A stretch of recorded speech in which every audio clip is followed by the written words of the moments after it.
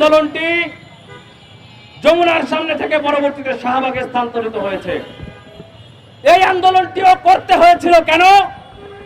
বিগত 9 মাস এই অন্তর্বর্তীকালীন সরকার খুনি দল, ফ্যাসিস্ট দল, গণহত্যার দায়ে অভিযুক্ত দলকে নিষিদ্ধ করার ব্যাপারে কোনো ধরনের তৎপরতা ছিল না বিধায়ী এই আন্দোলনটি করতে হয়েছিল।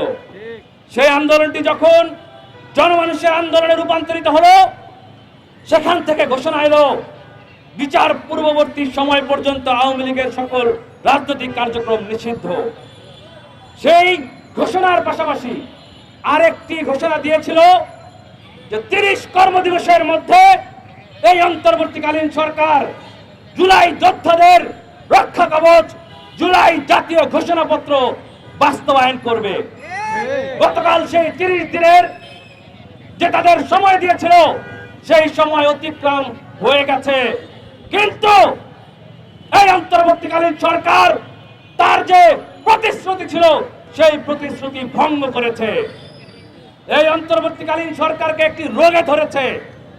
সেই রোগটি হলো বাংলাদেশের আনাচে কানাচে থেকে মানুষ তাদের কানে পৌঁছানোর জন্য ব্যাপক আন্দোলন সংগ্রাম করে আসছে বিভিন্ন দাবিতে, কিন্তু তারা সেই দাবিগুলোর প্রতি কর্ণপাত করছে না। তারা সেই দাবিগুলোকে উপেক্ষা করে তাদের মতো করে বাংলাদেশ রাষ্ট্র চালাচ্ছে।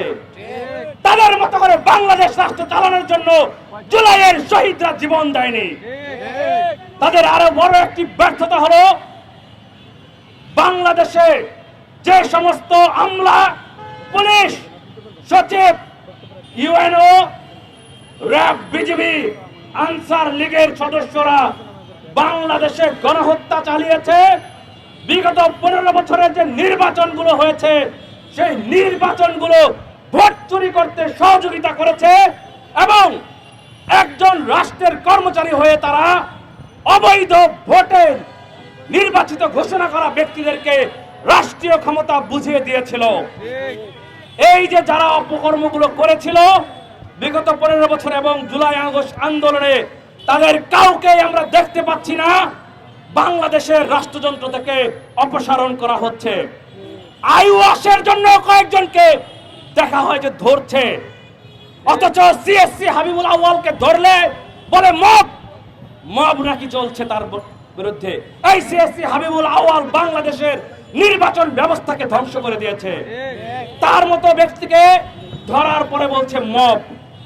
বাংলাদেশের মানুষ অপেক্ষা করে আছে অনেক দিন ধরে যে এই সরকার বাংলাদেশের মানুষের সেই যে অভ্যুত্থানের যে প্রেরণা ছিল, সেই প্রেরণা বাস্তবায়ন করবে। কিন্তু এই অন্তর্বর্তীকালীন সরকার যা মনে চায় তাই করছে।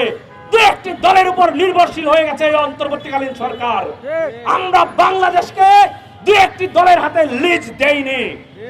আমরা বাংলাদেশকে আপনাদের হাতে তুলে দিয়েছিলাম, আপনারা সেটার মিস ইউজ করছেন।